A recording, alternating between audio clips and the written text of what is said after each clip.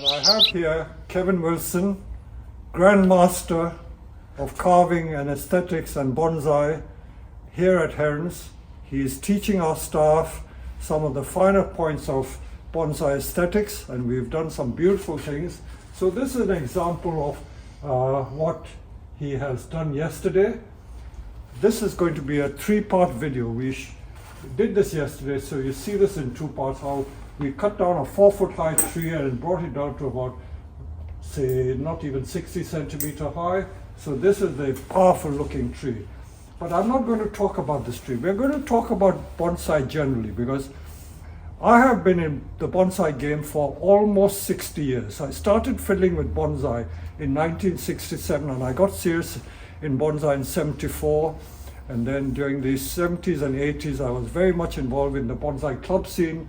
I don't know what your history is, but I first came across Kevin at the Birmingham International Bonsai Convention that the Federation of British Bonsai Societies organized, and I was struck by that beautiful formal upright U, for which Kevin is very famous, and I've never forgotten it since. In the bonsai world, different people do different things. I run my business as a commercial venture, which has to be successful, otherwise you go under. So I do a bit of everything. I teach a little bit, I grow trees, I sell trees, and that's how I make my living. There are other people who are teachers, they teach, and because they are able to teach and have the skill, they do that thing. I think Kevin falls into that category. So Kevin has also seen, I've seen Kevin's trees, 32 or so years ago. So he's been probably doing bonsai even longer, maybe more than 32. So we will have a general chat about bonsai. So first of all, we have seen a lot of bonsai in the UK, and it has evolved and changed. So what is it that you find satisfying with bonsai? Because in my case, I gave up a 9-to-5 job to run a bonsai nursery, and now you must be also fascinated by bonsai to make it almost your career. So can you tell us something? Yeah, well, I've never lost the interest in bonsai, yeah? Yeah. I've lost interest in a lot of things in my life, yeah, but bonsai isn't one of them. Enduring interest. Oh, I mean, you know, it's just, you know, people come to me, to my workshop, yeah, and bring these trees that are like a natural puzzle. You'd never lose interest in bonsai? Never, you know, it's been enduring, yeah, all the way through.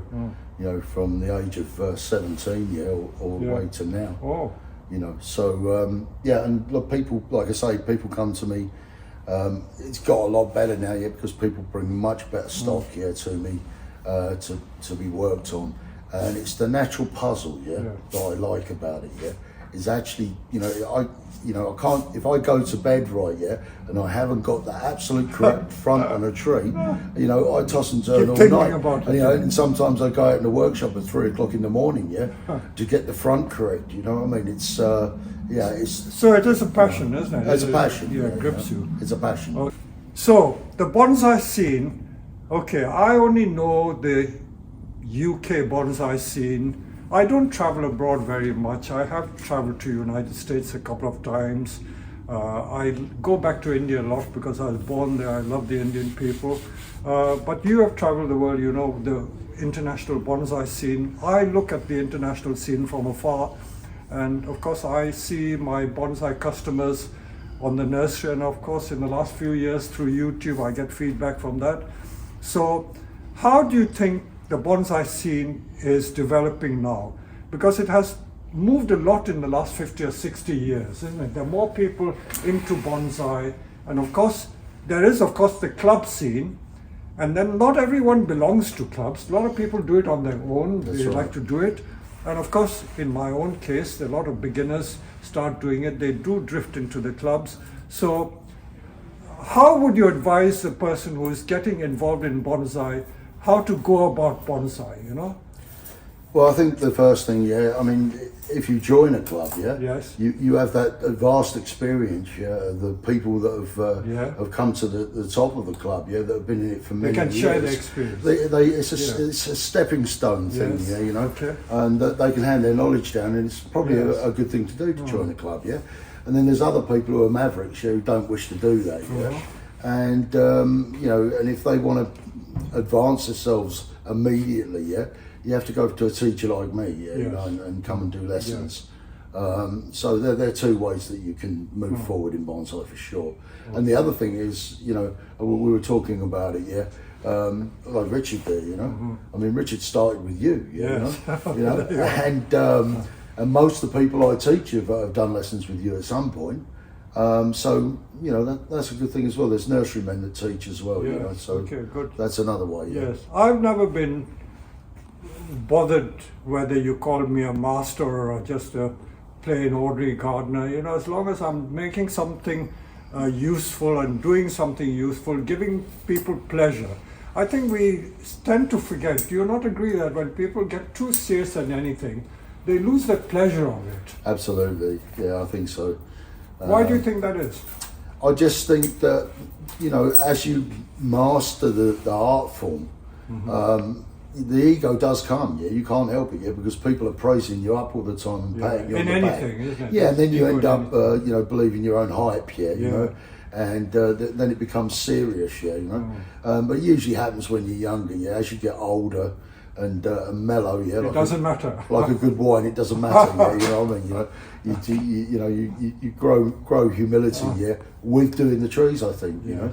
You know, it's an honour to be able to. No, don't say that. No, it's an honour. No, but it's an honour to even touch a tree, isn't it? Yeah, you know, you know. So. Okay, yeah, but again, I think the British bonsai scene has evolved so much, because I told you I started getting involved with clubs in 1974, and in the mid 80s up to the early 90s, the bonsai scene was very vibrant. You know, there was a lot of good spirit in the club, but somehow that spirit has, I don't know whether it has fragmented or got lost its way. I think it's a natural evolution. You know, different people set up different groups. I don't look at it in a bad way, but as long as there's not a bad element. Now, I'm always a very frank person. I don't beat around the bush. I don't try to camouflage things. If I see something, I will speak out about it.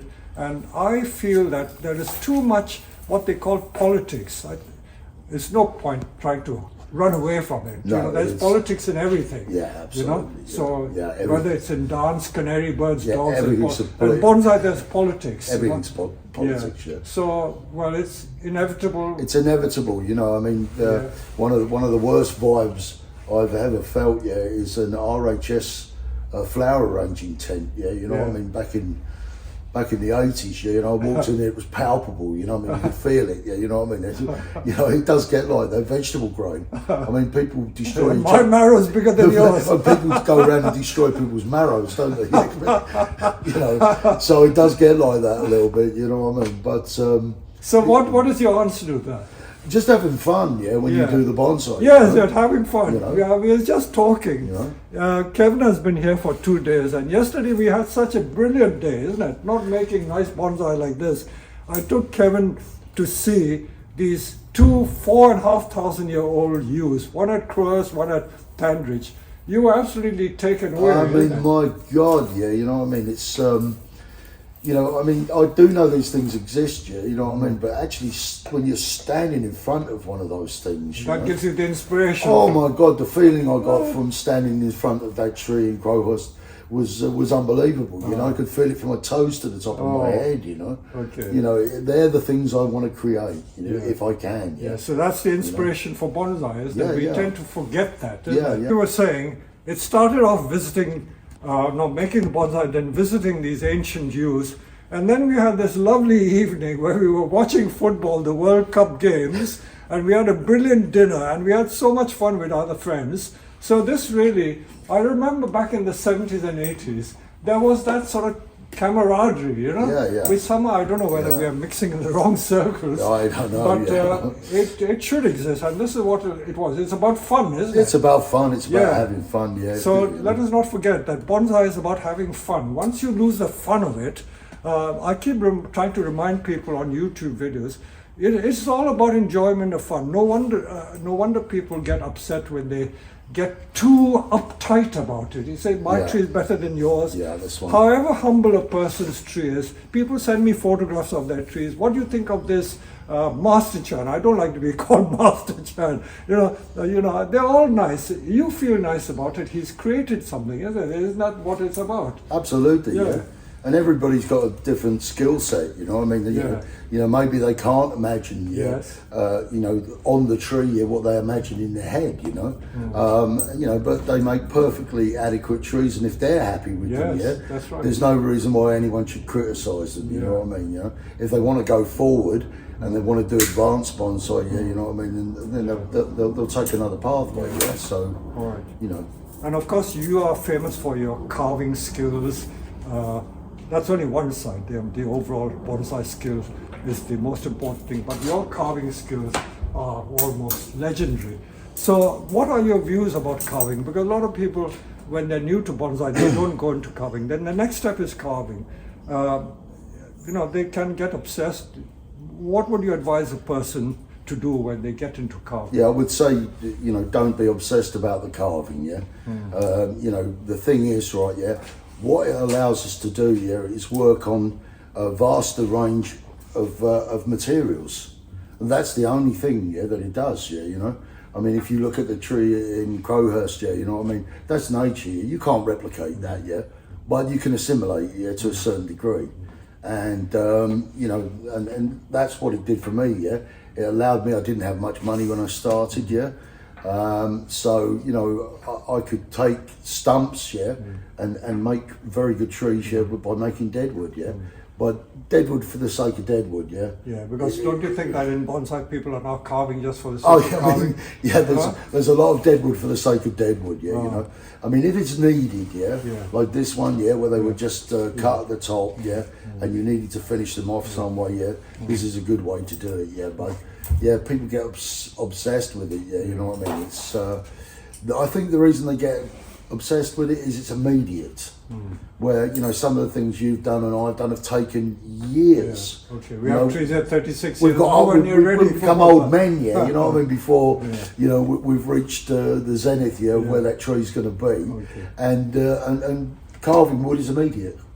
So it's something you can do in bonsai that's immediate, and I think that's why people are so obsessed with it at the moment. So because a lot of our viewers are starting out in bonsai, there are some more advanced people. What is their advice, or what advice should they take on board to advance and get enjoyment or whatever? What do you think? With the carving?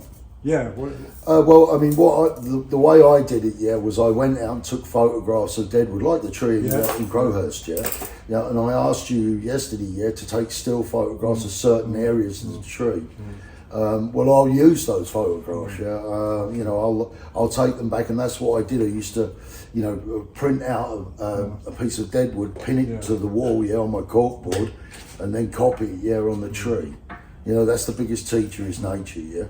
It's like Dan Robinson said. You have to become a student of nature, and I think that's what you have to do. That would be my advice. Become a student of nature. Look at all the nuances on a tree. If they're right from the ground, if a woodpecker's been at them, if a deer's been at them, if they've been struck by lightning, just take all those things in. Okay, little word of advice. How would a person who is fairly new to bonsai advance in bonsai? Apart from learning wiring skills and other skills, what are the things they should look to do? Well, I think it's about the aesthetics, in the end. If you want to really advance, you have to start thinking about the aesthetic, and that's the way forward, And like, the things I was teaching, inclination, balance of foliage. And can that be taught? It can be taught, and you can look at picture books.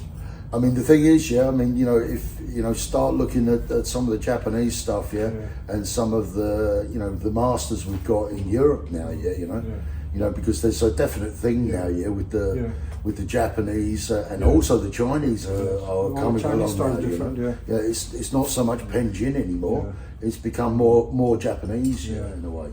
Yeah. So there's no shame in copying or something. That's how you learn. No, I mean, that's plagiarism. That's what you have to do. It's like And then develop your stuff. yeah, I mean, it's like me. All the students I get through the door, yeah, that you know, I teach them this much, yeah, and they always teach me this much, you know. So I always, you know, it's always a two-way thing, Yeah, you know what I mean. And then you pick up those things and then use them down the line, you know. So. And yesterday we had one of our visitors, and he was asking about exhibitions. You know, Josh, in fact, our cameraman, was asking about thing. He said he didn't want to get into exhibitions because he feared the politics of that. What are your views about exhibitions? Should people try and exhibit as? I think you know, the way I think, yeah, is I try to every tree that comes through my school. I'm thinking about exhibiting it later. Yes. You know, forget the politics, that doesn't really matter, you know. If someone gives you a platform to show the trees in the right way, you know, with a table, with a scroll, with an accent plant, yeah, that's the ultimate, yeah, that's where you're going, yeah. If you can think about that all the time, yeah, you're aiming for the stars, and you might just hit the moon, you know. So that's what my benchmark is. Trying to, you know, even this one, I'd love to see this in exhibition in 10 years' time if I'm still around, you know. So that's the benchmark, basically. Of course, I have certain views about exhibition. I don't like awarding like best in show, this is the best tree. I would like to see a system where you reach a certain standard, you know, like maybe a gold standard or, you know, something. Standard rather than awarding one best tree, because it's so subjective whether a tree is the best in show or whatever. What do you think about that? Well, I mean, you know, now they're doing in because like obviously we know which is the best tree. We all walk in there, right, and everyone it strikes you. Everyone knows which is the best tree. I suppose the pat on the back here is a good thing, but what they're doing now is a lot of the shows are doing, you know, the public's favourite tree. Yes. You know what I mean? And that's okay. I think that's okay. You know what I mean? It's and it's usually totally different to the. Select a forest of young trees. You know, 5-6-year-old trees is not 100-year-old trees. You know. You know, I mean, the thing is, it's objective, like you say. You know, Gauguin or Renoir. You know, I mean, you know, it's crazy, isn't it? You know. But I know what you're saying, that probably causes most of the problems. That's when the politics comes in. That's when the politics start. My tree is better than yours. But just getting into the shows, I mean, I do remember, I mean, you know, when I actually won the Newlanders Award, I felt very proud, I have to say, because the tree, I collected the tree, I styled the tree, put it in exhibition and won, and that's why I felt proud, the fact that I'd done the whole process from beginning to end. So that it was really nice, I have to say, getting that, Okay. So I mean, it is a good thing, because it does, what it does, is, you know, you've got the best tree there, and that's a standard, a benchmark. Something to aim towards. for, So if then it's publicly announced that that's the best tree, then that's a good thing, I think, But the politics do start because, there's no doubt about it. All right. So, well, thank you very much for coming here, Kevin. And thank you for letting us share this on YouTube, because I love to spread knowledge. My philosophy in life as I get older is that knowledge is a human birthright. We shouldn't try and keep it to ourselves, you know. You should pass it on. Absolutely. You are doing, I'm doing. So long may this continue. And again, thank you for this interview, and I hope people will enjoy it. No, thank you. Before we finish, I have shown you my books. So this is the Bonsai Masterclass, which I've given you and Richard one each. But that's right. I also would like to give you a little plug for our nursery. Our Herons there you go. hat. Also here, Richard is a very humble person, silent, but he does marvelous, quality work doing the wiring. So Richard I've known for almost 30 years. So thank you both for coming, and I hope you enjoyed this video. Thank you for having me. Yeah, thank you for having us, Peter.